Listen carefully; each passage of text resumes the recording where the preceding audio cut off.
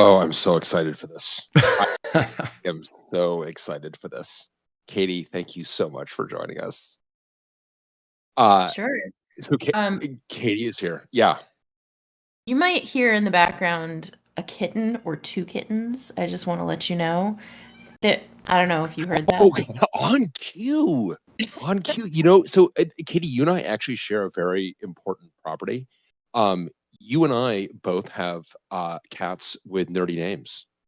Um, Oh, yeah, actually, my nerdy named cat passed away in December. He was oh, I'm so sorry to hear 17. that. Yeah, Scrappy the cat. Yeah, Gappy. named Gappy after the Cat, dumb which is pleasure. Yeah. such a great name for a cat. I'm so sorry. Rip Scappy. I'm so sorry that Scappy passed away. Have you continued the tradition by naming your cats after intrusion detection programs or other programs or anything else for that matter? Or do they, what are your cats' names? It feels so direct and Well, personal. yeah, no, these cats, they're 7-month-old kittens from, brothers from different mothers. And the little one who's being vocal right now is called Mochi because he was a little bite-sized snack. And the and then the other one is called Selkie, Selkie, because he's a blue kitten and he looks like he's smooth and shiny like a seal, like a baby seal. And no, these are none of these are security questions, so you can't. Oh, and here I thought that God, okay, I'll check that off the list. Darn it. Well, we need to talk about like your birthday is a very special day to you, so can we talk about the And who um could forget their first car? and The street I grew God, up my on. That's right. and your mother's maiden name always has a special place in your heart. So I have a cat named after a defunct computer company, Royal McBee. This was a Oh, I was um gonna say, is it digital equipment? Because I mean, bless you for referencing a deck. So we have these logos in the office that we re-envisioned Oxide logos as the logos of defunct computer companies, and many people stare blankly at what is the deck logo re-envisioned as the Oxide logo, which is to say like Oxide in that deck type. And I'm like, oh man, this was such a dominant company, and it's so gone. It's not you. As I tell people, it's like it's not you. You're just a little too young. But Kitty, you and I are of similar generation and vintage, along with Adam. yeah, no, And we've seen things. We've seen some we've seen. things. So and Adam and I are trying to get better about doing intros. So I'm gonna we've got with us today Katie Moussouris, Katie, I love the fact that so many of the intros of you on the podcast you've been on are, if you haven't heard of Katie, you should have. Basically, shame on you. Real infosec pioneer in many different dimensions. And you've been on the kind of the hacking side of this. You've definitely been on the infosec side of this, the security side of this. Pioneer in bug bounty programs, pioneer in the way vulnerabilities were disclosed, and I feel so lucky to have you here because we are talking about an absolute whopper today. And I know you do wonder if someone at CrowdStrike didn't like persuade Nancy Pelosi, like, hey, now's the time, because if you could scare us off the news, that would be great. Anything could happen to just get us, like, I don't know, I don't want to tell you how to do it, but you could get maybe the president not seek re-election, maybe. But so that obviously news broke over the weekend, but this CrowdStrike outage is ginormous. It is, and Katie, I would love to get obviously your perspective on this, but I think you can see all of compute from this outage. It is the intersection of so much. It is, I think it's the largest IT outage in history. Just to give, and we'll give a little more context on the outage, but it is something that has affected airlines, it has affected hospitals, it has affected 911 centers, it's affected a lot of like real life stuff. It is the result of a distributed system gone amok. It is the result of a whole bunch of technical issues, and we've got a lot of open questions about that. It is not exactly a cyber attack, but I love the fact that like the first thing that CrowdStrike says is like, this is not a cyber attack. It's the classic like, my T-shirt is raising questions that are clearly answered by my T-shirt. It's like, this is not a cyber attack. Okay. but it does look like one, right? So which is part of the reason that you're kind of the perfect person to walk us through this, because this is intrusion detection software that has gone amok, and this is where I guess the hunted has become the hunter, and where the thing that was designed to prevent us from having these kind of problems has induced a very, very large problem. And there are technical failures here. There are operating system issues and bootloader issues, and there are virtual machine issues. There are CI/CD issues. There are lots of technical issues. There are lots of organizational issues. There's crisis management issues. I think there are going to be legal issues. So there's you can just see it all from here. It is a cheesecake factory menu of fail. This thing. We have sat down. We three have sat down, and they've given a phone book in our lap. Like, God, I don't even know where to start. It's like, God, they're like 16 pages of appetizers. So here's where I would like to start.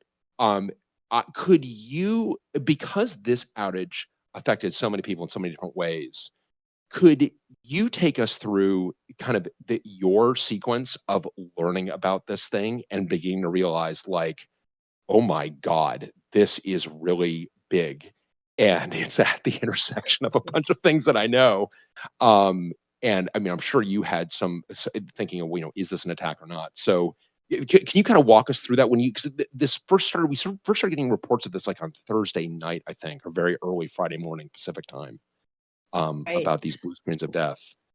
Yeah, well, I mean, lucky for me, I have insomnia, so I was awake when all this started coming out. And I also, I'm time zone challenged because I just got back from vacation, and my vacation was, in several different time zones that were over the Pacific. So anyway, a lot of things were going on with me and the time zones at the time that this all started coming out. But like many of us, I found out via, one of my little Signal group chats. So this was where I first heard about it. And it was just, it was a Signal group chat of a bunch of friends, nerdy friends, and it linked to some of the first reports showing up on Twitter, or we're not going to call it the other name, but we are not going to call it the other name. You're in good company. No, only Twitter. Right. So yeah, so it was, it started to emerge that way, and at the time, I think it was, there was also that other Azure outage issue. So the first I was looking at it was, is this a Microsoft thing, or is this a CrowdStrike thing, or is this Microsoft thing being caused by the CrowdStrike thing? So that was sort of the initial how I was exposed to the news. And then, I think it started very quickly unraveling that, yeah, they may be separate issues, they may be related, nobody knows, but that, yes, this was definitely a CrowdStrike thing. And the extent to which it was going to mess with everything wasn't quite known yet. It started in Australia, right, where it was really messing with things. And then I remember seeing a lot of people saying this is what they warned us about when Y2K didn't happen, but this is really happening, right? And I remember Y2K because I'm of a vintage of that totally remembers Y2K, and was in fact, among the people who were helping to prevent the Y2K disaster from happening. So, there were just we knew with Y2K, and it's interesting it started in Australia because Y2K had this kind of interesting property that if it was going to be bad, it was going to be bad in New Zealand first, and then it was going to be bad in Australia. And so it was I did kind of have God, and I remember you remember talking about this. I guess you weren't at Sun yet because you were still at school at the rollover. Right. I remember talking to colleagues being like, can you imagine if New Zealand just goes total post-apocalyptic mayhem, and you now have 23 hours to unload or whatever. You have 23 hours to stockpile water and ammo. I mean, it would just be I think I would just get a lawn chair out and just kind of enjoy it, just sit back. So very Y2K vibes starts in Australia, kind of interestingly enough, same way. So yeah, as you say, this is the thing we've been prepared for that didn't happen. Right. And the reason it didn't happen, as a lot of us old folks are pointing out, is because we worked really hard to make sure it didn't happen, right? We had warning, we knew the Y2K apocalypse was coming. And so a bunch of old COBOL programmers, even older than we were, being called back out of retirement. And then there was also the folks like me who were tasked with systems administration duties, like upgrading even some of the Unix systems that in theory shouldn't have been affected, but totally were going to be Totally. affected. So yeah, Hand raised on I that was one. saying to Sorry. somebody on Twitter. Yeah, someone on Twitter was saying, "Oh, Unix was fine because Unix, just Mm, went with the standards." And I was like, "Son, let me tell you something. No, it did not. Not all Unix." And it was I was working that summer of 1999 at Harvard. It was Harvard's Division of Engineering and Applied Science, whatever it's called now, but that's what it was called back then. And a bunch of Sonos boxes had to be upgraded to Solaris because Sonos could not handle the the 4-digit date, and Solaris could. So that was like a lot of what I was doing that summer. But anyway, that was kind of like my first annoyance with the reaction on Twitter was, people who are too young to remember downplaying that Y2K could have been as bad or even worse. And I was right. like, yeah, but this one came with no warning. This one was Right. surprise, something bad just happened. Yeah. And And then so I are you think, thinking kind of in those early yeah. hours, are you and your kind of signal chats? I mean, people must be wondering, is this a cyber attack? I mean, how clearly does it how soon does it become clear that CrowdStrike is involved? Or I mean, what's the? 'Cause I think I was awake when I first saw the reports. I kind of shrugged my shoulders and went to sleep, and then woke up. It was all kind of been determined it was CrowdStrike. But how quickly were people able to make that determination that this was due to CrowdStrike, or was this due to CrowdStrike raising their hand? So it's a little cloudy for me because I was up at that hour, and then, I you said you shrugged your shoulders and went to sleep. I think I shook my curmudgeonly fist about Y2K and then went to sleep.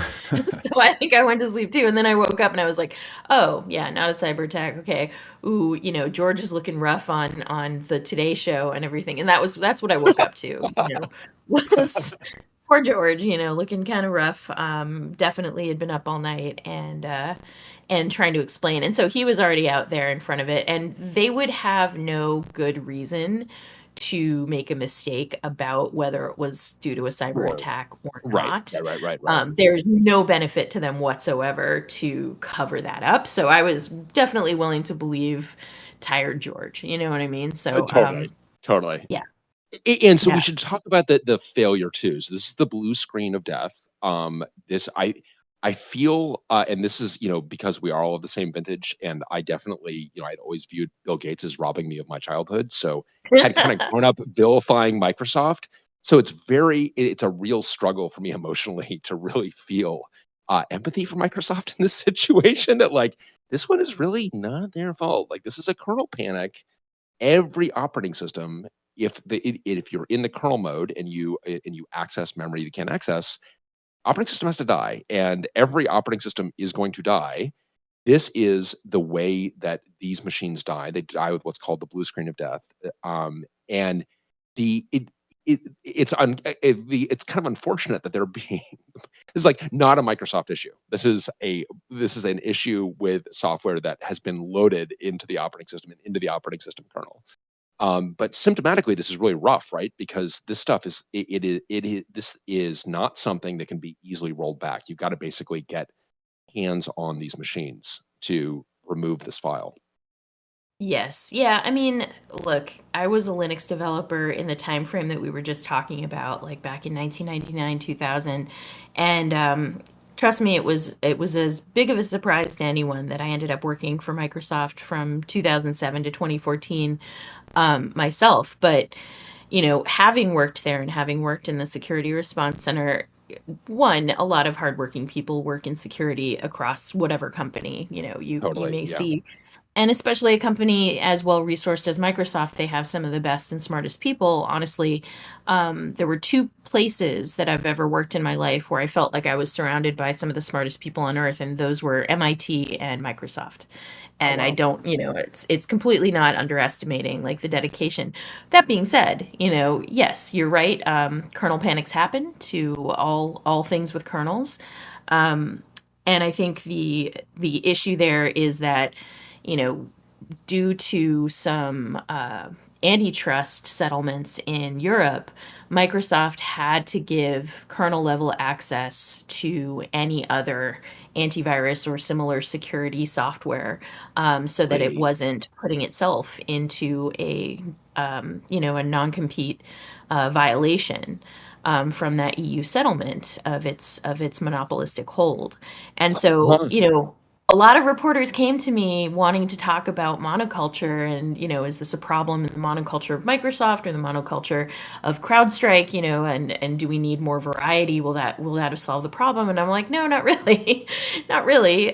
Because, one, if you get down to it, it's Microsoft is a useful operating system for a lot of users. They are used to it. A lot of business applications are running on it. And, that's just what the free market has chosen for a lot of these purposes. And there aren't that many other flavors of operating systems out there. And as you were saying, they all have kernels, right? They all have kernels, and they're going to need to give similar levels of access, in kernel mode as opposed to userland for a lot of these security software programs to work as effectively as they can. Okay. Yeah. I've got so many follow-up questions, if you don't mind. I mean, Sure. the regulatory angle is really interesting. One thing I think it is worth clarifying is that Microsoft, when we were kids, Microsoft did not have memory. They were not using the memory protection of the microprocessor, and the microprocessor didn't have memory protection for some number of years too. This is true for Apple as well. So it was not true that you had to be loaded in the kernel. You could have an application that would panic the system. It would happen all the time. And the part of the great revolution of getting protected mode operating systems like Unix into people's hands was actually kind of forcing both Apple and Microsoft to develop true protected mode operating systems, which was well done, in the kind of the 2000s. All operating systems can definitely panic, but this angle of so I've got the question I've got for you is like, what is this software doing? It is doing malware intrusion detection or malware detection, but why does it need to be in the kernel to do that? Well, I mean, there's visibility that you have at that level that you don't get in userland, and it's dangerous being that close, and that able to see things. I think it's really that the speed at which it needs to detect things, and somebody in the chat is saying they're instrumenting syscalls directly. I mean, the fact of the matter is they want to be able to prevent some actions from happening. So unlike the old Right. Okay. antivirus signature based malware detection of old, where they're basing it on known malware that is doing known things and basing it on signatures, they're doing some of that, but they're monitoring behaviors. They're monitoring odd calls into memory. So they need to be able to intercept those. And that is why, they're kind of sitting that close to the central nervous system of your computer. And that's why they're in kernel mode. But yeah, I mean, there are different types of solutions that are out there that are trying to do things in less of an intrusive way, and some are more successful than others. But the fact of the matter is, CrowdStrike isn't alone in their use of kernel level access, right? So it's like that part, is the ecosystem we live in right now. And whether there will be better solutions, whether there should have been better solutions, I think that's going to come out, certainly in the coming analysis of this whole thing. We don't even have a full analysis, technical details from CrowdStrike themselves. They say what it isn't, but they haven't quite said what it is. Yeah, to say we don't have a full analysis suggests we have sort of a rough analysis. The only things I've seen from CrowdStrike are very high level, like very, very, very high level. Very high level. And they are calling this like the technical details, but it's like these are not the technical Oh my details. gosh. Their statement Yeah, they had a link to a statement that had more technical details than the link you just posted in the chat with the technical details. And I was like, they really need to learn what, these words mean. I do not think it means what you think it means. It It's does not like mean what you think. definitely not. It's like they swapped the titles of those two posts, and I thought it was really odd. I mean, look, I could tell that if George had been up all night like he looked like, every single person at that company had been up all night, including the comms people, and you could definitely Right. tell they were doing the best they could. And, if you think about it too, in one of my friendly Signal chats were some of the Microsoft people who were directly working on this, and they had been butt in seat for 36 hours as well. Like Yeah. literally, that was what one of them said. And so, if the very well resourced, by comparison, Microsoft was also working a longer than 24-hour shift trying to deal with this problem, you better believe that everybody at CrowdStrike was all hands on deck as well. And, basically, it was more than pizza than they were having shipped into that office. They probably had those hangover IVs hooked up to people. It Right. was really, really ugly. Yeah.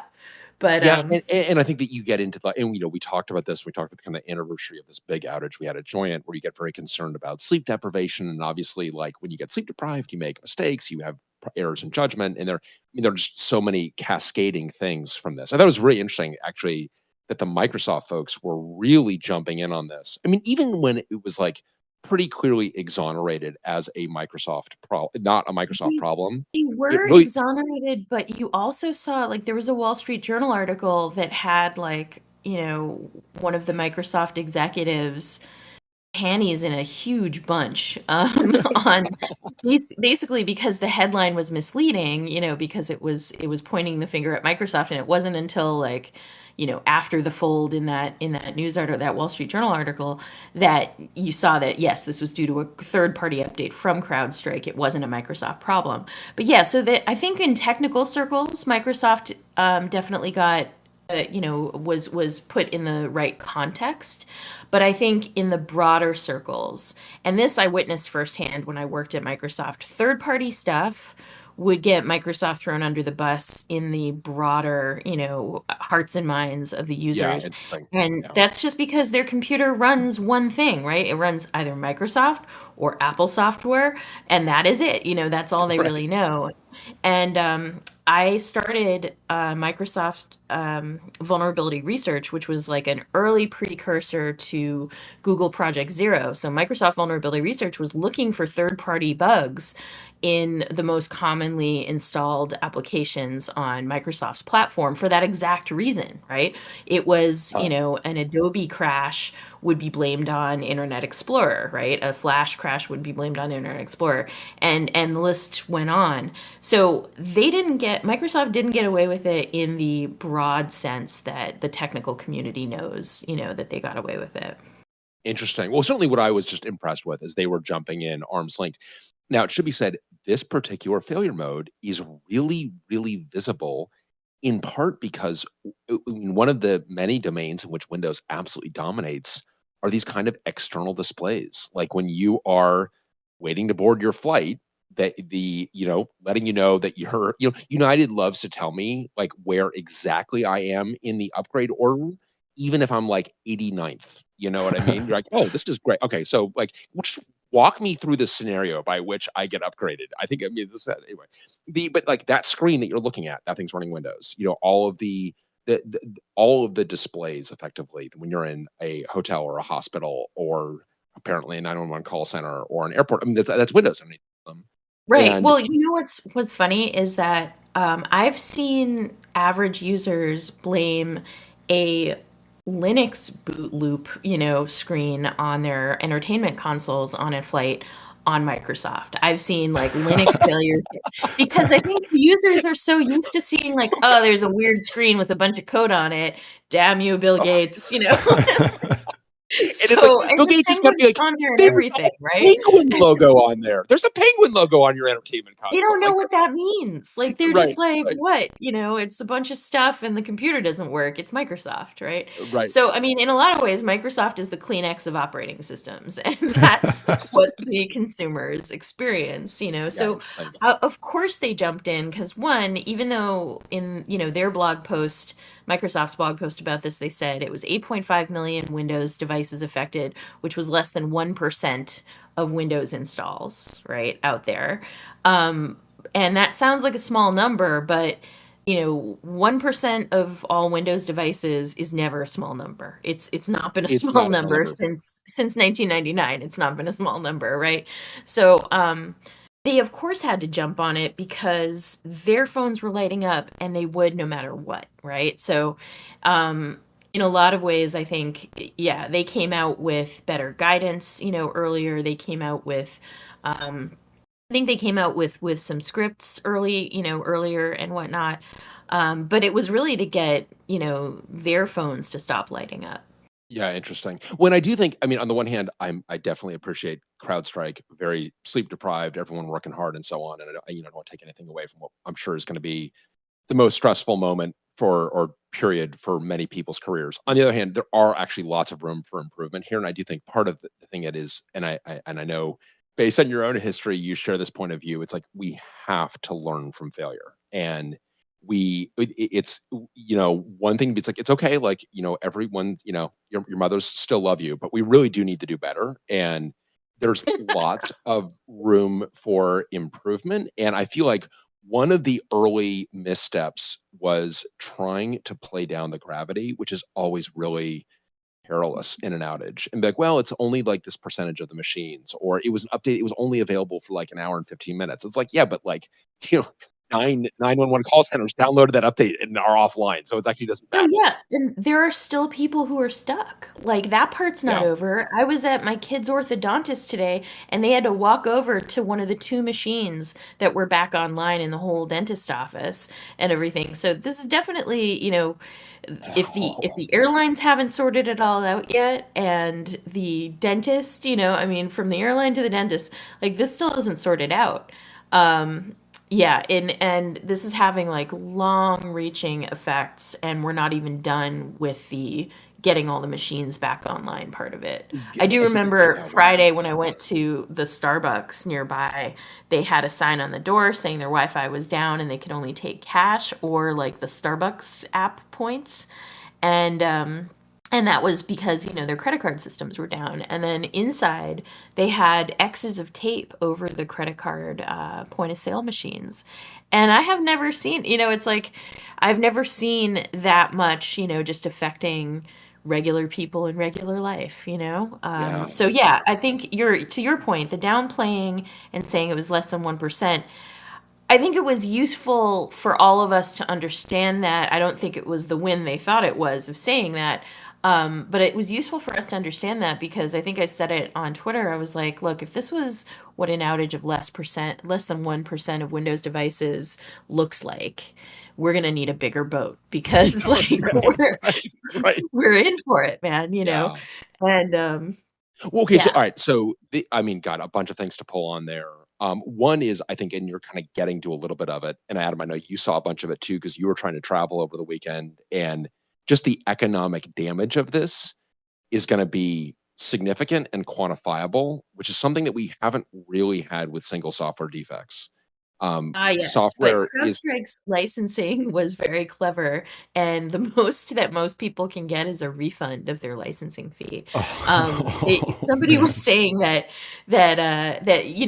bigger organizations might have negotiated better terms than that, but the default yeah. terms are the most you're entitled to is fees paid, which would be how much did you pay for that CrowdStrike license? Well, so you wonder if that's going to be stress tested though, because like that has actually never been stress tested, in part because the damages usually aren't significant enough to merit it, and often it doesn't happen to everybody at the same time. It's hard to prove. I mean, there are a bunch of reasons why you can't go litigate against that, um, but you can definitely go litigate against this. I really wonder, and the software industry wants to live in this kind of world where it's like, no, like unlike literally every other product you buy, this one can be used for no purpose.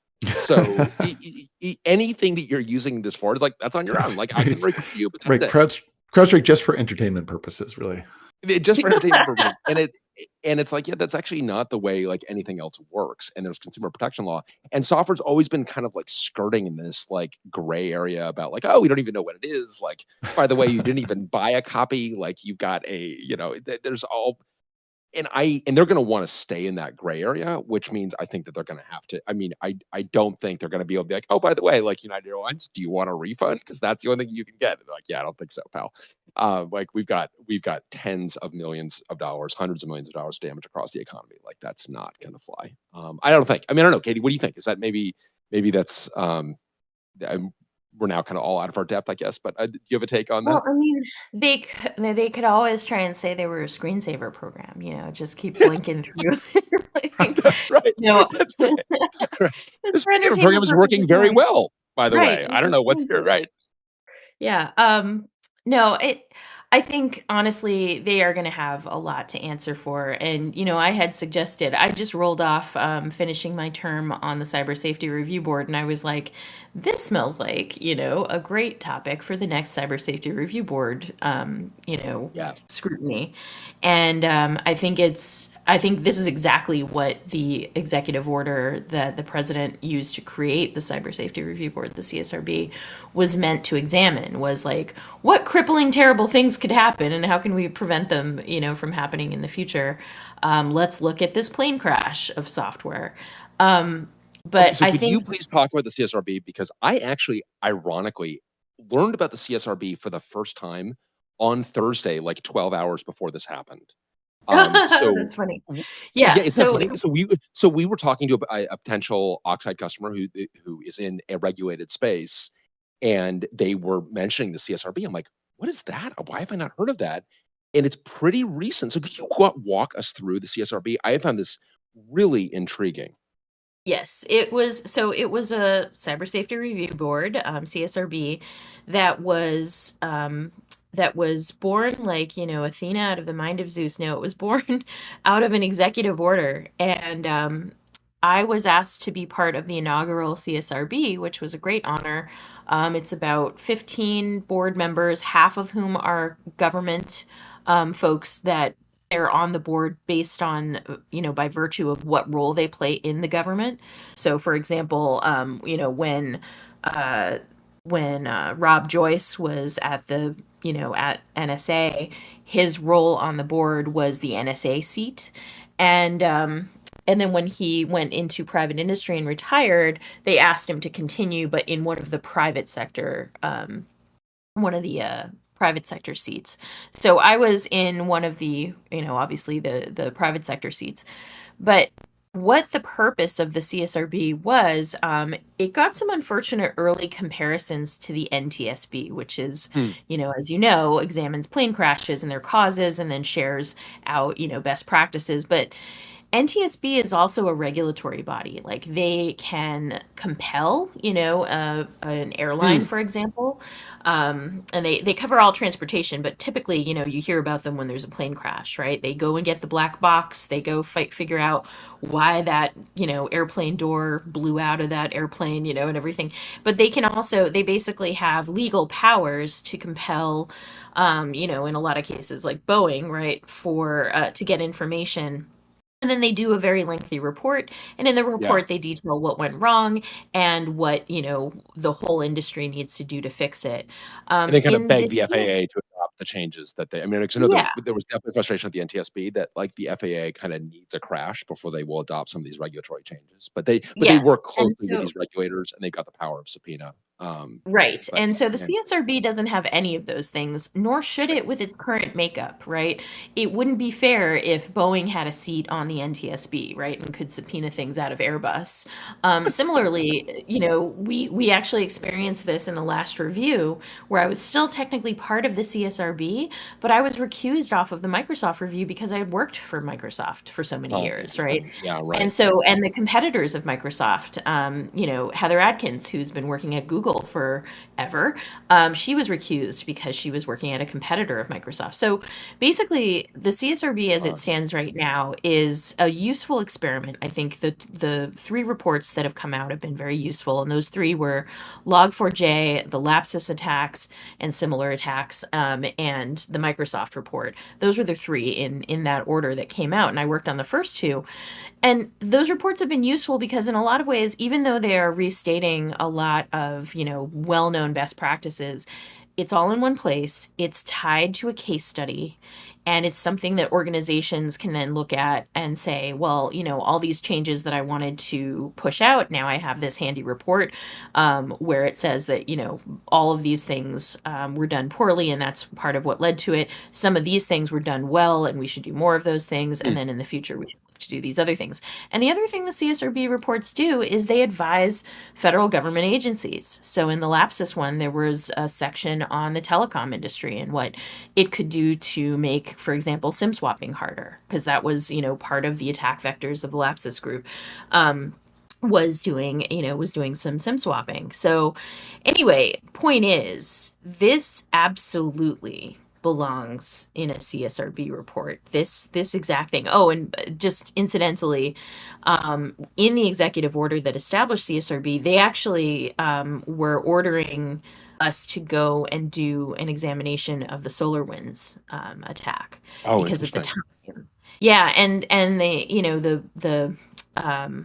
the leadership in CISA, who oversees CSRB, decided to skip over SolarWinds and go to Log4j instead.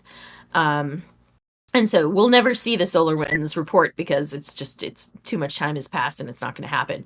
But that was essentially why it was established, was initially to look at SolarWinds. Okay, so it does have an incident focus. We Yes, are going to look at it. Okay, interesting. And so the idea is we're going to look at an incident, and yes, the incident is going to have different representatives, including representatives from industry. But the objective is to, I assume, us all to learn collectively from an incident and improve the state of the industry based on the incident. Is that a fair synopsis? Yes, and it's also supposed to instruct the government in what the government can do differently, whether it's regulators or, something else. And if you notice, the Microsoft report spawned congressional inquiries of Microsoft, right? So I think, well, we can definitely expect, hopefully, a more well-rested George to show up and have to do some congressional testimony about this.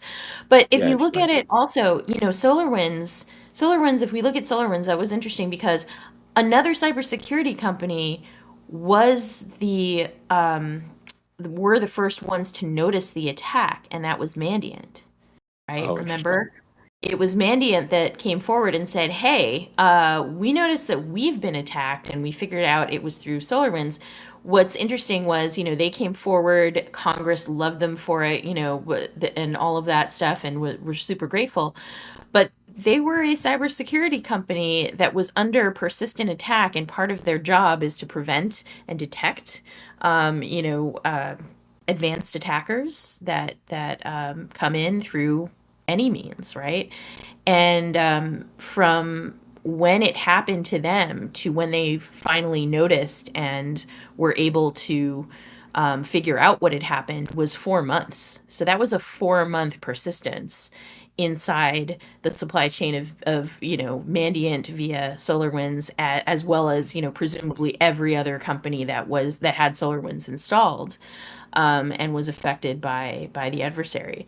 So in that instance, it's very funny because, Congress loved Mandiant for coming forward. Nobody really questioned the fact that that company was, unable to detect this particular attacker for 4 months. For 4 months. And I wonder how charitably Congress is going to act towards CrowdStrike, who ostensibly, they did, in terms of response, they did the best they could in a very short amount of time. They worked with their biggest partner in this, which was Microsoft, and they did come out with actionable guidance. I mean, the thing is, this is going to happen to every company to some extent, probably not with as much carnage as what occurred, but like in terms of responding to a security problem you caused, that is like an almost guaranteed thing. If you ship code, it's going to happen to you. And if we look at their response and, what they were able to pull together in a short amount of time, it was pretty good, right? All told, it wasn't perfect, and I'm sure they have room to improve, but I think it was, it was reasonable given the scope and scale of the problem, and they had a reasonable response. Yeah, interesting. And so Well, one question about that, first of all, is and I guess would this be a question that the CSRB would take on? Because certainly a question that I've got is like, okay, if this had been a state actor, I mean, this is clearly a great vector for a state actor. And now I've got all sorts of questions, CrowdStrike, about the way you prosecute your own internal security, because we really need to know how this thing was shipped out, because this could have been, I mean, great, this was like a zeroed payload that I mean, it's my understanding. Correct me if I because I think the technical details are still, and clearly I made the mistake of reading that thing labeled technical details, and clearly I should have read the tweet or whatever. Because I mean, it feels like it's still a bit vague, but it's clear. Well, in particular, and maybe you can answer this question: these channel files that are the configuration. Right. Because what we have in the quote unquote technical details is the configuration update triggered a logic error that resulted in an operating system crash. It's like, yeah, we're going to need a lot more details than that. But do these channel files contain intermediate representation of executable operation of program text effectively? Or that's kind of what I infer, that they've got some. That seemed to be one possible explanation, and it might be a number of different things. I'm seeing new analysis emerge, and even this afternoon, where there's an argument going on between some weird idiot on Twitter who had a very convincing and highly viewed thread about Did you see this and thing, then Adam? Tavis Ormandy was like, actually, this guy's an idiot, and Oh my here's God. this other thing. But then Brian, you're asking me if I even, saw the idiot making a thread on Twitter? Maybe is my answer. yeah, No, right, exactly. but I'm gonna have to be a little more the specific. point is, Ugh, there are still, and this is the main failure of, I would say, of CrowdStrike's response, is that they haven't gone into gritty enough details soon enough to debunk, the quasi technical analysis that's going on, that then Tavis Ormandy has to go and like strike down himself, right? But I absolutely think that it could be a number of things, and the most likely. So to your question is, was there essentially executable code in these channel updates? Possibly. It could also just be a parsing problem in the engine that that ingests those channel files. It could be a little bit of both. But what seemed to be, one of the biggest questions that people have was, how did this get out at all? No matter what caused it, technically, how did it get out at all without proper testing? And were they testing on all, most likely deployed versions of Windows? Was it this like intersection of, they weren't testing on the right versions of Windows? Did Microsoft change something on the back end? Because Microsoft certainly pushes these little micro patches as well, right? And changes things, shuffles the deck a little bit out there. But what it seems like is it could be a combination of technical errors, and the testing part of it.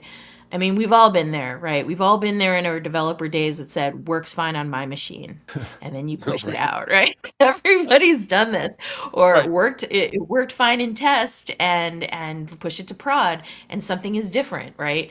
And I think there are a lot of people. Okay, so somebody just posted this Dave's Garage guy. I would be cautious about this particular fella, because apparently he was involved in some lawsuits and scams of like secure online, like those weird pop-ups that say that your computer is very insecure and it would sell you something. His little micro company did a lot of those. So anyway, I just be cautious. I've been about that. milkshake ducked on that one. So I just listened to that one today and thought, I was like, all right, that's pretty I know. reasonable. All He sounds very convincing too, doesn't he? No, I mean, the thing is, he Brad. did really work at Microsoft at some point, but and that, not taking away from that, but it is he definitely he makes some mistakes, technical mistakes, but he says them with such great confidence. I mean, and that video honestly doesn't say very much. It spends most of the time explaining like what kernel mode is, and that's all fine. And then it kind of has this hypothesis about, it doesn't in particular say that the actual payload itself is all zeros, and then the CrowdStrike thing has got this very strange thing. It's like it's not related to it being all zeros. It's like Right. No. And I don't think it is. I think so there's a couple things going on, and the reason interesting. analysis differs online is because I think it's in the class of what I like to call Heisenbugs. I think it's one of those things that, it changes a little bit upon observation, but honestly, it could just be a pointer to uninitialized memory, in which case it's going to vary.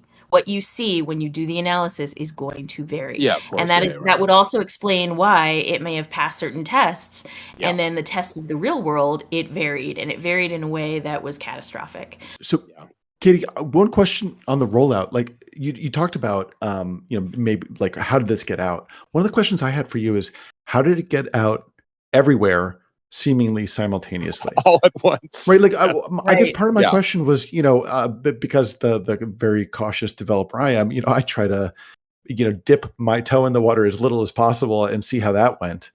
Apparently, that's not the philosophy deployed here. Yeah, so a couple things, right? One, these things operate in trying to protect you from real-time threats. So the model wasn't, roll out cautiously and let part of your customer base be vulnerable while the other part, stays flapping in the wind. The model was trying to protect everybody all at once. So it was working as designed in that sense. And similarly, IT departments can't really handle even scheduled patches as much as we would love for them to test every single patch. A lot of IT houses, honestly, they will only test and deploy critical level severity patches in anything close to real time, and everything else gets postponed to a monthly or even a quarterly update rollout.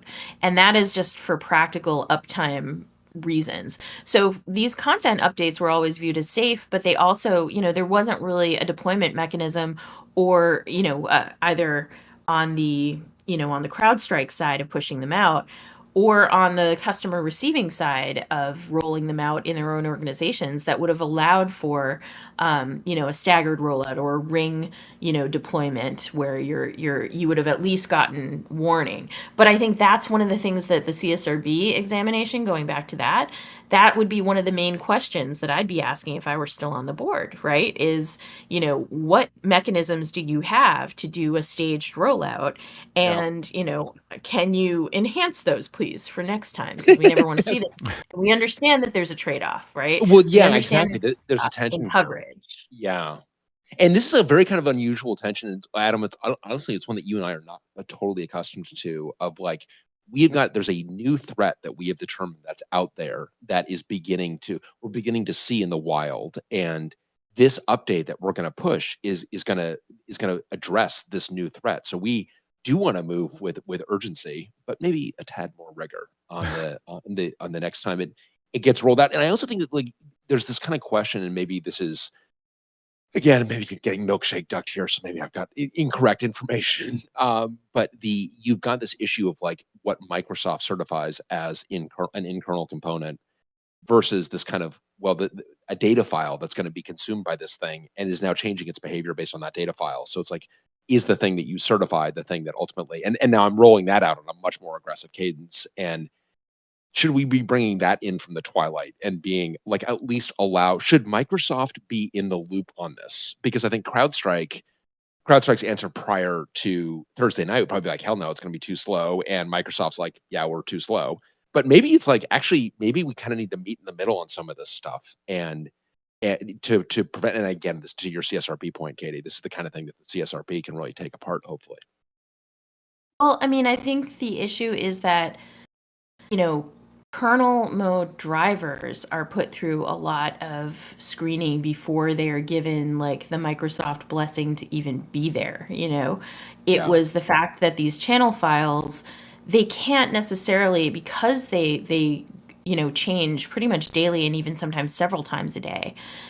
There aren't enough resources on the Microsoft end necessarily to suddenly start to screen all of those. But again, that might be a finding, and that might be Right. tough cookies, like make it happen. Put them through as much scrutiny as you would a regular software update, because clearly it is making, material changes to the way things work. Yeah, I think that honestly, it's like the trade-off between manually testing everything in large enterprises and enabling more of an automated update in the background. The trade-off is really in, the business use case, right? And unfortunately, like, what we saw in this outage was there were enough critical components of our society that had that perfect mix of running the, Windows and CrowdStrike, that even though it was a relatively small number of hosts, like given the, entire percentage, they were at business critical intersections. And like, I think, if you think about rolling these out in stages, that just means, more rolling downtime in unpredictable ways. It could just mean that, it's not all of these systems grinding to a halt at the same time. And that's the trade-off we're willing to accept. But, I think way back in the conversation, you were asking, could threat actors just take advantage of the fact that, all these third-party AVs are sitting pretty in kernel mode? And like, yeah, sure, obviously, that every piece of software on your operating system is a potential vector for threat actors. And the more ubiquitous that software is, the greater the threat to the masses, and the Yeah. more mission critical that software, or the more, mission critical machines that software sits on, the more attractive it is to the threat actors as well, right? And to more sophisticated threat actors, right? I think this was something that in terms of, Mhm. and sometimes people worry about state actors where it's like, you don't really need to worry about state actors here. Sorry.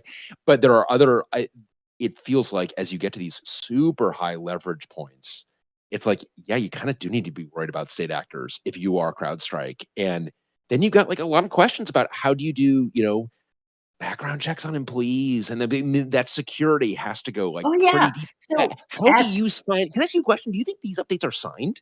I mean, they got to be, Yes. right? Well, so not the content updates, but the kernel drivers Oh, were signed, I know the absolutely. drivers are signed, but the content updates have to be Well, signed. the content updates aren't count, they don't count. No, they're signed, presumably they're signed by CrowdStrike, but they weren't signed by Microsoft is my Right? And I point. know Like they're not signed by Microsoft gives Microsoft, the yeah. Oh but my they got to be gosh. signed by So CrowdStrike, right? yeah, but well, and if they're not, Yes, we're gonna find hopefully. out, right? Yeah. It's Well, gonna no, this be but I think like we pretty wild. don't know. I mean, this is where, and you've been such a tireless advocate for transparency in your career. You must surely be like, we need transparency. The world needs transparency into how this system works, because you've got a vector into kind of like humanity, CrowdStrike, and like we really need to understand, is this signed? If it's signed, one of the things that I definitely appreciated, and Adam, I look forward to doing a future Oxide and Friends on this because I think it's so fascinating about how do you do your own key generation, and the kind of the root of your own root of trust, and where is that stored? Is that stored in the CEO's drawer? Because like that's not good enough, and like all of the procedures around that, and is that documented, and is there a signing ceremony that is documented that we can, all of these things that we get kind of in the public internet, but not. I mean, I don't know, Katie, am I just dreaming that we can get all this stuff? Well, first of all, please don't call me Shirley. You said that like a while back. I don't know if anybody remembers. No, Oh, but bless you for making an airplane reference. That. Thank God. no, I but just wanted. It's Airplane, folks. If you've never watched Airplane, you're gonna watch. You're gonna go watch a winner tonight. Go watch Airplane. Thank you very much. no, but Yes. the thing of like, key signing. So I'm old enough to remember physical like key signing parties. Do you remember this? Like, are you old enough and or nerdy enough to have been to an Oh in yeah, Yes. real life for your like a key signing PGP, party? yeah, like all your Yeah, friends to for your PGP kids, yeah, absolutely. exactly. There is a practicality around this that, it is in a lot of ways, a chicken and egg problem and a practicality problem. But I would say that, you know, it really by the time an organization realizes that they're important enough to need every single safeguard, possible. Oh my gosh, somebody just put it in the chat, an actual an actual key signing party, and yeah, that looks about right. That looks exactly like they look like. Yes. You um, know, those people have all started cybersecurity companies now. I mean, I think it's like, where are they now? Those at the yeah. So, but by the No, but time you by kind the of time make an this realization, organization yeah, realizes that they are, that they are so mission critical in this, that they need every bit of best practice, no matter how much of a pain it is, and all of these things, um, it's too late. They it's found too late. out the hard way. They found out because, they missed a step. They missed something that was tedious, and they had, earlier decided not to do it and everything. And so honestly, I don't know that we're going to get to, this magical place where everybody's doing the right things all at once, or at some point in time where all the software we rely on is doing all the right things. Like I don't think we're going to get there, because it does keep changing. It keeps it, and I think we got such poor visibility into it because when we did this ourselves and did our own private key generation, and we did our signing ceremony inside of Oxide, where I learned a lot. I did not know the first thing about a signing ceremony and kind of setting up all of that process. And I mean, it's wild. But we still have not publicly talked about it. Like, I'm really looking forward to doing it, but we need to talk about it carefully because there are a bunch of details in there that kind of a state actor, how much of that do we want to reveal to a state actor? And transparency and security do end up in a kind of tension. And I think that you're able to kind of appeal to, like, no, I can't tell you those details because then the attacker could use those details. And I mean, how do we kind of get through that mindset? Like, no, like, I know, yes, I know you don't want to talk about the vulnerability because you don't want to talk about the vulnerability, but like, talking about the vulnerability will make your software more secure. It feels like there's a similar analog here in terms of these internal security practices. There is, but so I think you all know, a couple years ago, I had a little accident, and I stumbled across a vulnerability in what was it? It was Clubhouse. that audio. Yeah, it was Yeah. Clubhouse. Yeah. And that, I didn't mean to find that. I just was messing around, and you can't help yourself sometimes. But long story short was, I found a way to persist in an audio chat room with no avatar present. So I could speak, and if I had ever been given the microphone in that room, I could speak like a ghost, and I could listen in without being seen, right? Right. Which is a And serious issue. I don't mean to make light of it, but it is also, it I just love it. It does offer some real comic Just like possibilities. the voice Oh of yeah, God coming from nowhere, right? Right. exactly, Like this exactly. fellow. Yeah, no, I think when I demoed it for my friend Lily Hay Newman, who wrote about it in Wired, I can I swear on this podcast? Is that allowed? Yes. Good 100%. Okay. question. Yeah. So Yeah. I Airplane said, I was references, like, Princess Bride, and swearing, all encouraged. so yeah, so I disappeared out of the room, and she was, in the room, and I said, "See, I'm a fucking ghost." And she goes, "Can I use that quote in the article?" And I said, "Yes, yes. People know I swear. I'm old enough." And so, but yeah, it was pretty funny. But the thing was, at the time, if you remember, they had an insane valuation that since, Yeah. has deflated. But at the time, they had like a valuation of like $4 billion, and they were about to get.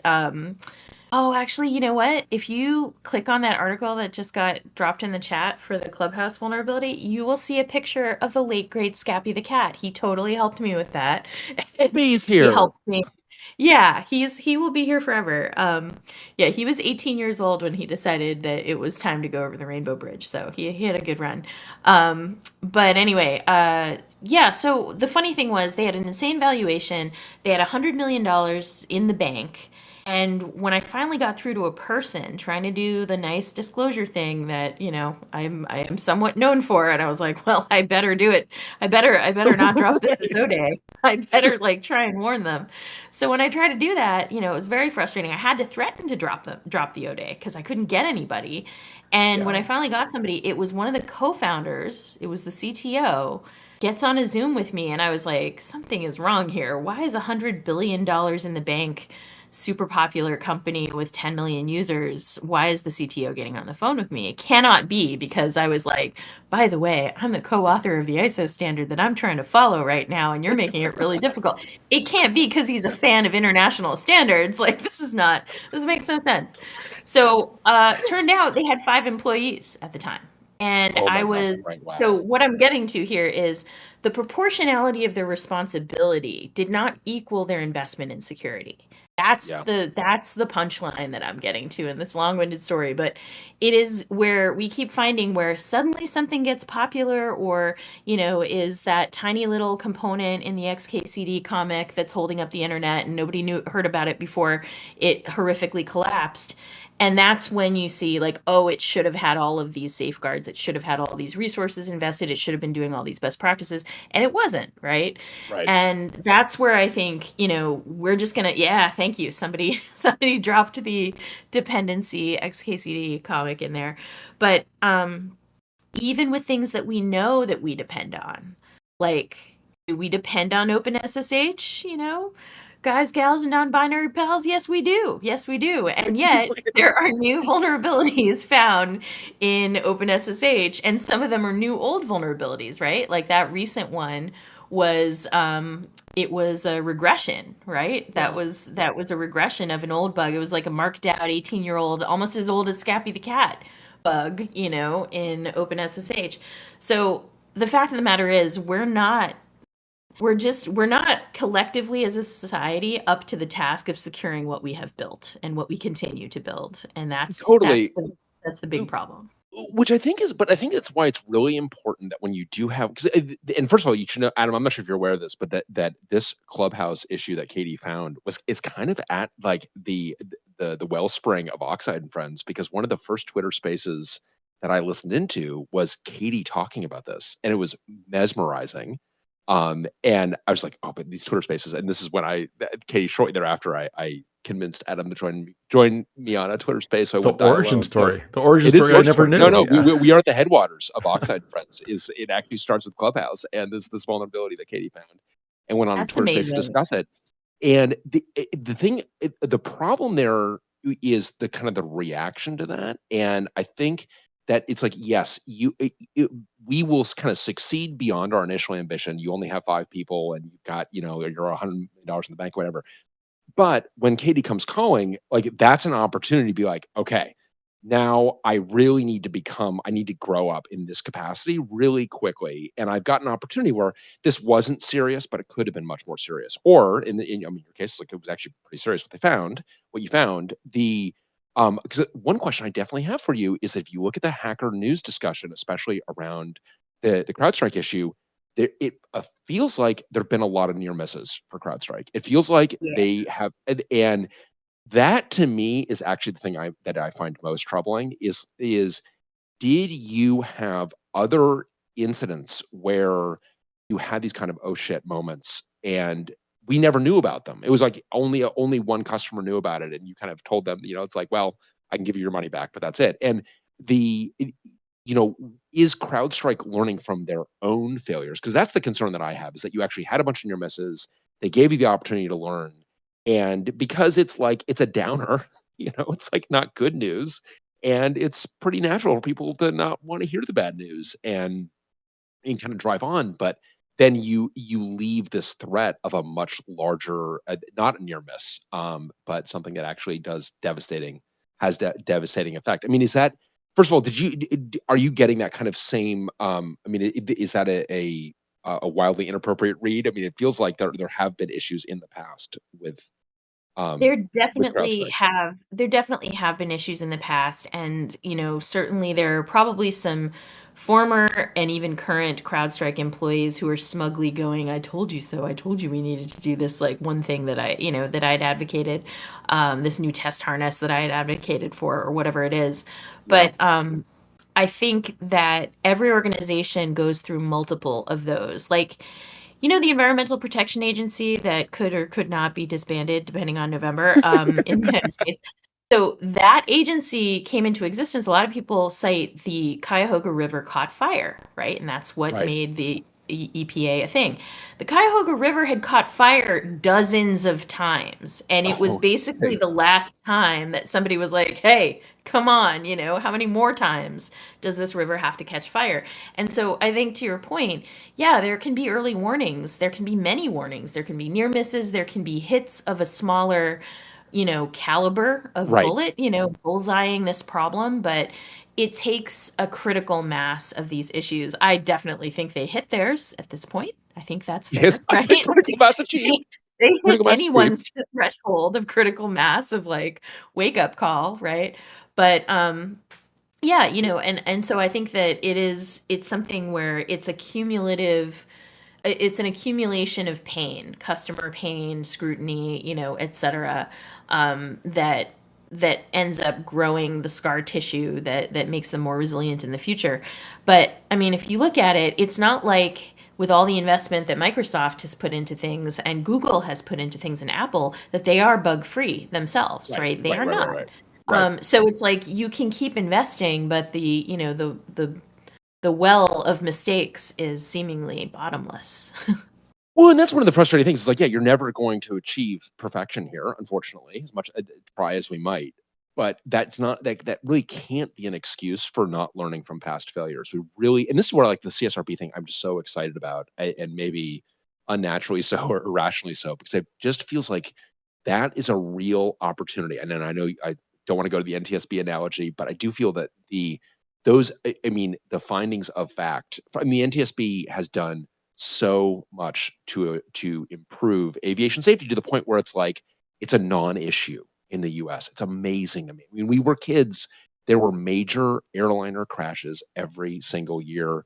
In many years, there were multiple, and these are like hundreds of people dying incidents. And people dying even in airliner crashes, it's always tragic, but it's tragic because you're like getting people who are traveling from one spot to another. Like they're living their lives, right? So there's a lot of kids and people in the prime of their lives and so on. Anyway, all of that tragedy is, we don't have that anymore because of we decided that we are going to learn from every single accident. We're going to have a cockpit voice recorder, we're going to have a flight data recorder, and we're going to learn from every single one of these things. I'm making it sound more deliberate than I think it actually was, but we did learn from every one of these, right? And I feel like, man, there's an opportunity here. I want to learn so much about because I'm sure, and I'm from a CrowdStrike perspective, I'm sure there's reticence because I'm sure they know that, like, oh man, there's a lot here that we need to improve. We are not where we want to be. I can speak, and for Oxide, I can just speak for Oxide. Like, there's so many aspects where, like, we know we need to be better, and we're not where we want to go. We're not where we want to be, and it's not exactly fun to talk about that stuff. But it's really important to like get to where you want to be. You got to get off the dime here. So I'm looking at I'm listening to you and I'm looking at the chat, and some people are saying, that no, this is inexcusable, and that really, like, the testing should have been up to par. I think the complexity level of interoperability is what a lot of people are missing, and that goes back to, my statement that this may very well have been a Heisenberg, and that's how it got passed. All the testing that CrowdStrike certainly does. I just, I want to believe, help me believe, right? They did some testing, but it's the interoperability that, and Rust has entered the chat. Okay, thank you. Oh, we got Rust. Oh, I know. We got, well, and you missed eBPF earlier. As you're saying, Katie, it's hard to imagine a thing of this complexity and criticality, it being the case that we were just one decision away from avoiding this. That, like, oh, if it was just in Rust, we would have never hit a problem like this. Or if we had used eBPF, we would have never hit a problem like this.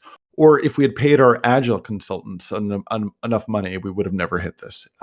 Just seems unlikely that it's one thing. I would also, is now the opportunity to say that it is indecent during someone else's outage to volunteer that your thing. I mean, it's like, just have some, and like, look, I'm forgiving of this. I surely have done this in my life. I definitely remember doing this early on before we'd written a line of dtrace. Like one of our coworkers had just spent all day debugging a problem that I was certain the dtrace that was in my head that I had not written a line of would solve. It was still like 4 years away or something like that. Oh yeah, no, it was, and it was less than 4 years away, because this is 2001. This would be like early 2001, because I so cheerfully volunteered. I'm like, Tim Marsland. I'm like, Tim, he's like, cursing. He's already angry. Like, what am I doing? Like, I have a prefrontal lobe, kid. Like, can't you read the room? He's already angry, and I'm like, and we're going out to dinner Monday night, Austria, and I'm like, Tim, Detroit would have solved that problem. With Detroit, you would have solved that problem. And he just looked at me and like was spitting effectively on me. He's like, Detroit, what's the problem? Oh, right, D-Trace. And I'm like, okay. I'm like, message received. I think I will go right D-Trace. I'm sorry. And I did. And I was like, I need to stop like talking about what this thing's going to go do and go do it. And I do feel that like when someone else is having an outage, like they're having a bad day and it's not the time to volunteer cheerfully that your thing would have solved the problem. It's like, it's just not helpful. Couldn't you just, or just like words that are not helpful in that situation? I know. That's right. Yes. Yeah, I've been told in my marriage, I've been told that I'm also not to use those words. Actually, that's another It's a rare piece of crossover advice. Yeah, crossover. Listen, we're marriage counselors around here too. We go help you with your long-term relationships. But I think it's like, don't do that. And I think that if you are on the outage, if you are having an outage, don't minimize it. If someone else is having an outage, don't volunteer that you wouldn't have it. Or that if they should have made different decisions a long time ago. It's just not very helpful. And I feel we saw a lot of that. I mean, Katie, you must have seen a ton of that from and it wasn't just Rust. It was a lot of folks. I mean, okay, so in enthusiastic acceptance of Rust being really good at a number of things, I will say that I found it baffling when some of the guidance coming out of CISA on like, how do we solve this whole, vulnerable software problem was they were like, use memory safe languages like Rust. And I was like, yeah, but hold on. There's a whole bunch of stuff out there that is not going to get, basically refactored in Rust anytime soon. And that is the world we currently live in. So yeah. I will say, yes, enthusiastic support of Rust, but also the world we live in, I can say without even circumscribing my lifetime that I'm not going to see memory safety be the prevalent language that is running the world's software in my lifetime, just because of how big of a cost it is to re-implement technology we already use. And so building new things, absolutely, but I think the reliance on so much old software is it's not to be underestimated. And I mean, I think we're in this for forever. Well, we are in this forever, and it's like you also have. I mean, this is kind of another aspect of this that I find interesting is that you have these systems that are embedded systems in the way they're deployed, but not embedded systems in the way they're thought of, right? So in other words, CrowdStrike does not think of themselves as deploying to lots of devices necessarily. They think of them as deploying to like Windows systems. But these Windows systems are being used in a way that like actually like you need to get up on a ladder here in order to be able to, like, there's no keyboard here. It is an embedded system, but it doesn't have some of the rollback protection, doesn't have a lot of these things. And do we, are there things that we can do, just accepting the fact that this is going to occur? We are going, and this is again, maybe where the CSRB can help us out with some recommendations, because maybe a recommendation is like, hey, these Windows systems are going to be used as embedded systems, and it would be. And I know that there are things like rollback protection, but I don't get the sense. I mean, clearly, CrowdStrike has not really thought about rollback protection the way we at Oxide, for example, in our embedded systems, like we really think like rollback protection is very, very important to us, because you run the risk of like a bricked box, like really bricked. And, right. Do we need to be just honest about ourselves? Like, yeah, CrowdStrike, you're deploying to embedded systems. I know you don't think of it that way, but it means that there are different standards. And yes, absolutely, unequivocally, definitely, they do need to be looking at themselves as much more of an embedded system deployment. If they hadn't been thinking of themselves that way already, I mean, they might have literally just thought like, it's worked well enough so far, and like what we're doing is okay so far, and they clearly hit their wall on that maybe internalized hubris on their capabilities. Also, the name of our operating system is hubris, by the way, which is really impossible to check. If people are discussing it on Hacker News, if you search for hubris, you get a lot of things that are not our operating system.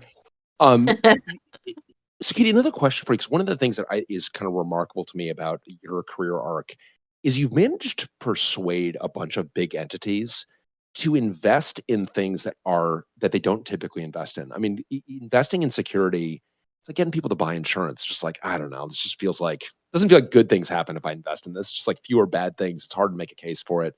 And I think that there's almost let's assume I think reasonably that there's somebody, if not inside of CrowdStrike, inside of other entities, trying to make the case internally for some better practices and so on. How did you have guidance for how to make that case internally? Because you've clearly done it successfully in a couple different stops. No, I mean, I think these were a series of my own personality traits that normally have not served me well, but in this case served me very well. No, it was, like many of us, I tend to hyper focus sometimes, and my hyper focus can last many years, it turns out. And so, and just kind of, feeling like, no, this is the logically correct thing to do. Therefore, I'm going to I'm going to figure out a way to make you do it, even if it's the last thing that you possibly want to do. And that's kind of like the story of Microsoft's bug bounties. They had publicly said that they would never pay hackers for bugs. And they Oh were so wow. sure of themselves on that, that like executives of the company at the time were saying things like, yeah, as long as I work at Microsoft, we're never going to do this. And I was like, I've been through corporate media training and they tell us never to say never, so you must be pretty sure. But no, I think it was for me it was looking at things, as logically as I could and being like, well, this is the only reasonable and logical thing for this company to do. They just don't see it yet, so I'm just going to make them. And I'll just, it'll take a long time and I'll have to learn more people skills, which it cracks me up every time someone's like, oh, diversity is so important because, women, they've got those soft skills, those people skills. I'm like, which women? Not me, not I. I'm the Where wrong are woman these to look women? to for that. I was like, Right. math is hard. Computers are easy and math is easy. Like people are hard, is my mantra.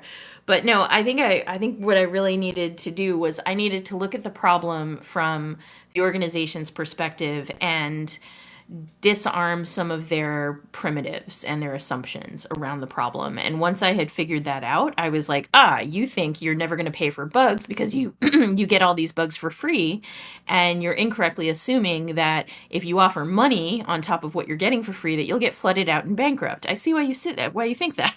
Oh, that's I interesting. understand, right? But it was How, true. They how were did you getting get that tons of bugs. understanding? I mean, did you are because I love this. I mean, this is like this is the role of curiosity is underplayed in conflict resolution. I think curiosity is so important in terms of understanding someone else's perspective.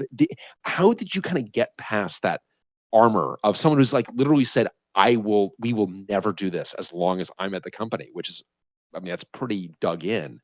How do you kind of Well, like tease that apart and get to like, okay, here's what you're actually afraid of?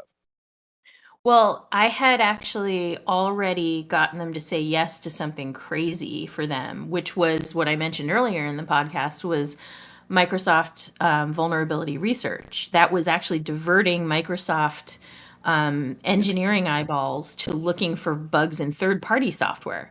And internally, I had to get them over that hump because, and the way I did that was I literally just brought up crash dumps that were caused by third-party software. And I said, look at this, look over here, now look at me, I am the captain now. And I was like, Wow. I will show you how the third party crash dumps are hurting your brand. So it makes sense now for you to divert some of your internal security engineering to looking for third party bugs. Now we're not going to boil the ocean, we're actually going to steer those eyeballs based on prevalence of crash dumps. So I Okay. did an analysis and I was like, what are the most likely third party apps on the Windows ecosystem today that are causing crashes? Thar be bugs, thar be vulns, And so that's how we aimed the resources that we had to the Microsoft Vulnerability Research Program. So I had already figured out how to get them to care about bugs that weren't even theirs. That was step one. And then the next step after that was looking at it from a perspective of, okay, they're already getting over 250,000 free, inquiries via email. Not all of them turn out to be bugs, but over 250,000 per year of emails from people trying to report bugs for free. And why would they want to increase that volume? And I was like, they wouldn't, but wouldn't they want to direct that volume? Wouldn't they want to direct the real researchers who are actually capable of finding things to the bugs they care about the most? And so I used the idea of traffic shaping to get Microsoft to be open to the idea of paying for certain vulnerabilities. And that's why the first bug bounty programs that Microsoft launched just about a decade ago, a little over a decade ago, they were for bugs in IE beta, because if you looked at the traffic of those free bugs that were coming in, they were coming in past the beta period. Every researcher wanted their name in a bulletin, so why would they tell you about a bug that only affected the beta version? Because they knew they weren't going to get their name in a bulletin. So they were inadvertently hoarding the bugs throughout the beta period, waiting until the worst possible time to tell you and everything. And so it was very much like, I pointed this out and I said, look at this big spike of bug reports that we get for free. Wouldn't you like to get them at the beginning of the beta period instead? How about we put a bounty there? And they were like, oh, not bad. This is a great example of you get what you measure. Just absolutely. love it. Well, it reminds me of and I don't know if it's apocryphal or not, but the cobras in India, right, where they wanted to reduce the cobras in India, so they put a bounty on the heads of cobras that are brought to the government. So of course people started breeding cobras, which is like not what you want to go do. That there was that old Dilbert cartoon about bug bounties, and it was like, I'm going to start a bug bounty, and the developers were like, I'm going back to my desk and I'm going to write me a minivan, and they talked about perverse incentives. Totally. Yeah, and that was exactly it. So I got to say, you can swear and make airplane references. I don't know how I feel about Dilbert references. Yeah, that one's more complicated. Yeah, no, it's complicated, but yeah, exactly. Right after I launched the bug bounty programs and got back from the conference where I spoke about them first, on my door, someone had put that comic on my office door, and I was like, who did this? But no, it was a mixed level of enthusiasm inside of Microsoft. Some people thought I was crazy. I mean, they thought I was crazy for that reason, not for the real reasons. And, some people were like, no, this is clearly what we need to do. But I even got a guy, who, when I was trying to socialize this idea early, did one of the classic Microsoft reactions was, I will do my best impersonation of this man. He goes, that's the stupidest fucking idea I've ever heard in my life. And I was like, ooh, nice. I got swears in Irish brogue, everything. Got sweared at by a VP in Irish, and what was funny was, as soon as it launched and it was showing like good results and we were getting, bugs early in the beta period, we also were bountying. We were the first vendor to bounty techniques, like exploitation techniques, as opposed to just 0 days, right? And that was something that, it was the highest bounty in the world at the time that was ongoing from a vendor, ongoing year round, and not tied to like a competition like Pwn to Own or the Ponium competition. But this was $100,000 for a new exploitation technique. And I know those numbers sound tiny now because it's been a decade and, the bounties have gone up quite a bit. But we started getting new techniques reported to us. And before, we'd only get those from actually seeing exploitation in the wild. So when these programs started like returning real results of what I had said, like, look, if we do this, we're going to get better bugs earlier, faster, these kinds of things. And the guy who had cussed me out in the Irish brogue was one of the first ones to email, one of those big reply all emails, and was like, oh, I'm so glad to see this program. I've always been a big believer in what you're doing. And I'm like, oh my God, like this freaking guy, But no, it was very, very much. Yeah, he emailed in Irish. He did. That's great. I could hear him. That's great. I feel like I'm watching a Lucky Charms ad. It's just, I love the kind of, that's terrific. No, it was like, what is it? Success has many fathers or something like that. Yeah, it was totally. Yeah. Well, and I also have to it is kind of amusing when this happens to your own work, where someone swoops in to explain to you that they were an advocate all along, and you have to be like, all right, I just need to take this as praise. This is praise. I need to great. And I'm certainly, and I got a couple of VCs that I have in mind when I think of those folks that are VCs that may have passed on Oxide. I look forward to you explaining how you were always cheering for us from the sidelines. Oh yeah. Oh, like all the VCs that definitely turned down my company, all of them, 100% of them. But that's okay. We're bootstrapped and profitable. Haha. Oh, that is even better. God, that is delicious. Well, Good that's the honey. thing. You have to be when you're bootstrapped and you're, 8-year-old company. You better be profitable because it's not like I was independently wealthy to start with. So yeah. Yeah. And I just love that in terms of like the way you got the bounties off the ground, and because I think that one of the challenges we have, you've got this in reliability too, when you've got a system that's kind of a mess of like, where do you start? And it feels like, oh my God, it feels like there's so much we need to go do. And you kind of like, look, let's get some early wins. Let's start over here. Let's start in, going through the crash dumps, being data intensive. Like we're going to start with like these, they're clearly bones over here. We're going to start here. We're going to get some wins. We're going to turn my Irish enemy is now going to become my little leprechaun friend, and we're going to actually get those wins under the belt, and we are going to use that to and you've got to be really persistent on that. And it's hard, but it is because I feel like one of the things that I feel that there are going to be folks, just given the number of near misses we've heard anecdotally, I just feel that there are, and as you said, they're probably chortling to a certain degree, but I think that there's value to be had in learning why some of that was not paid more attention to. And this is where you really hope a CSRB can kind of tease some of this out and potentially get to, the term whistleblower is loaded, but because I think that you want to, and actually let me ask this, like, are you at all concerned? Because I do feel that like some of the first reactions to the outage, I felt like were written by a lawyer and not by someone which is a mistake. And they clearly realized it was a mistake.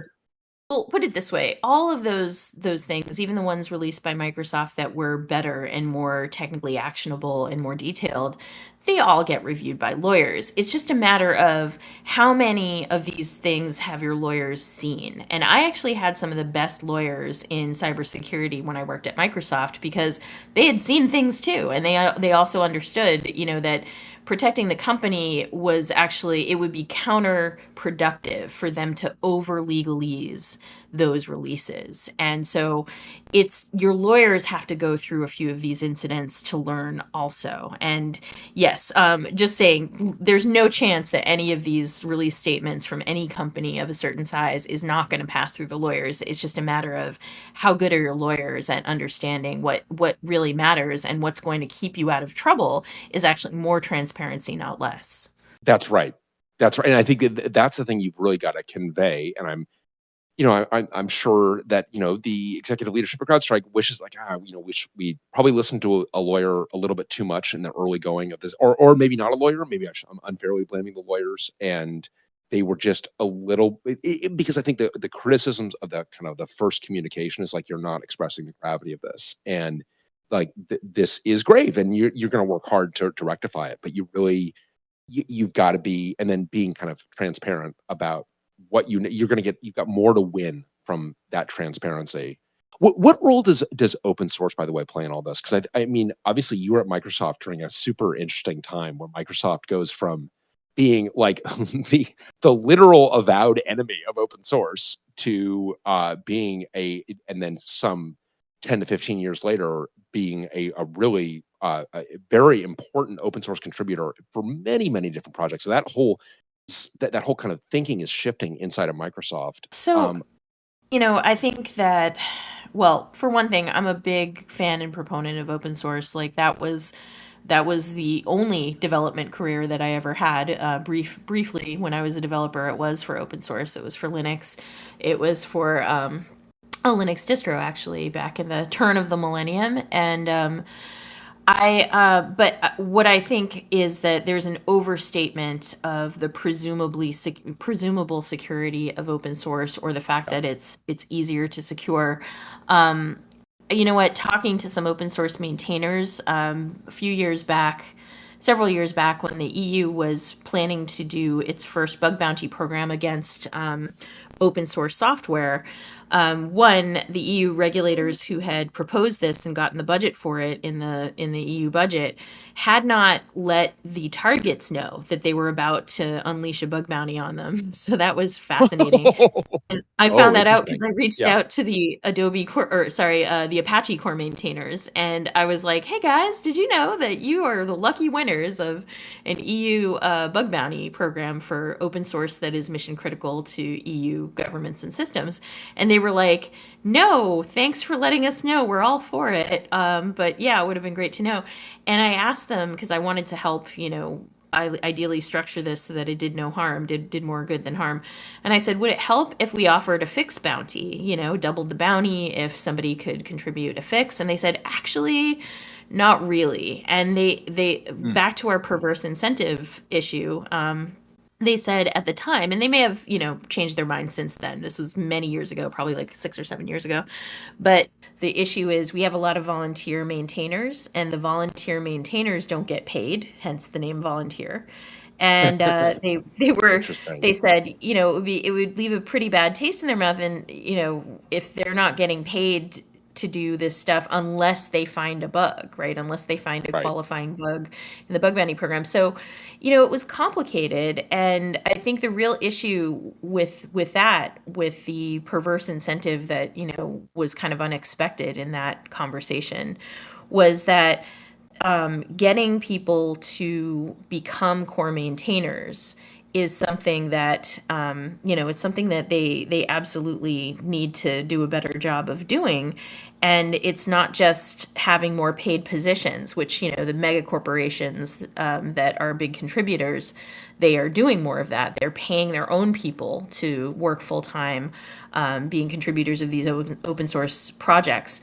But some of the thing that we found in the Log4j CSRB report, for example, was that it wasn't that corporations weren't giving enough of their own employees and resources to open source projects. It was that they didn't know which ones would become important, like the one that produced the faulty Log4j code. They didn't know that they needed to supply resources to that particular piece of open source software. So anyway, it's a long-winded answer of I love open source. I was an open source developer for Linux myself. But I think solving the security problem is more than, oh, it's open source, therefore bugs are shallow, et cetera. It's how many people are looking, and are they looking in the right places? Totally. And so I mean, and maybe I'm the last one to hear of the CSRB, but I feel that not enough practitioners have heard of the CSRB. And Katie, I'd be interested to know if you kind of, I imagine the circles you're in, it's better known, and maybe it's just my own ignorance, but I think this is like a really, folks should read. It's like, I'm now really interested to read the Log4j, like the findings, the recommendations. Also, like, I assume there's a complete incident report, or is there an incident report? No, so I can tell you, I can tell you the CSRB reports they're not really for you. They are for, they're not for you. Womp womp. They're for, as my daughter tells me. They're for two main audiences. The first being the government agencies that, in the reports it says, like, here's what this government agency should do, and here's what this other one should do. And the other part is it's for those organizations that have had a hard time justifying things that they're asking for, and new practices and everything. So they're really for those types of organizations. And in terms of do they have incident reports, they sort of have a timeline, in some of them of how things unfolded. But the timelines are built not necessarily authoritatively, like there's an authoritative source that they went to and they figured out this timeline. It's through multiple interviews of different organizations who may have responded to it, to the issue, et cetera. And so it's like a conglomeration of viewpoints. And I don't know, I think for your listeners, for your audience, the CSRB reports will be, if your audience reads them with a grain of salt, like, okay, this is for orgs that need to justify, deeper investments in security, then it will make a lot more sense to you. But I do think that for the CSRB to get, become as effective as the NTSB is, going back to, how it was compared to the NTSB in the first place, I think CSRB cannot have private industry members on the board. You have to lose that component because you'll lose, sort of practical expertise hands, unless you can lure them into full-time government jobs, which don't really pay as well at all. But you need full-time regulators to be on that board, Yeah. and you need that board to have subpoena power because we didn't get, for the Log4j report, we asked, but not a single victim organization would step forward and give us any kind of victim, reporting at all. So we basically, had to talk to, Linux Foundation and like all of these various entities and some organizations that produced fixes for, that included the fixed Log4j libraries and everything. But absolutely none of them, even though they were obviously victims themselves, would talk about the victim side of their response and everything. So that's the whole thing, is that CSRB needs to evolve into something with more teeth, and that would mean losing the industry seats. And so, but do you think that this incident is an opportunity? Because it's an incident unprecedented in so many different dimensions, maybe an opportunity to really rethink some of this stuff? Or, I think for this one, it's too soon. They'll just do the usual recusals. The obvious recusal is former CrowdStrike CTO Dmitry Alperovich. He would need to be recused, right? But there may be other recusals that are appropriate for other, security software vendor competitors who might sit on the board. So that I think for this round, that if they do it at all, right, which if they didn't do it, I would be very, very interested to understand why. But if they did it, if they did a report on this, I think they would go through the usual recusals, because they just rolled 3 of us off the board and rolled 3 new members on who haven't done a single report yet. So it would be kind of awkward if they were like, actually, industry members that we just rolled on, you're getting kicked off because we're going to become a full-time regulatory body right now. So, right.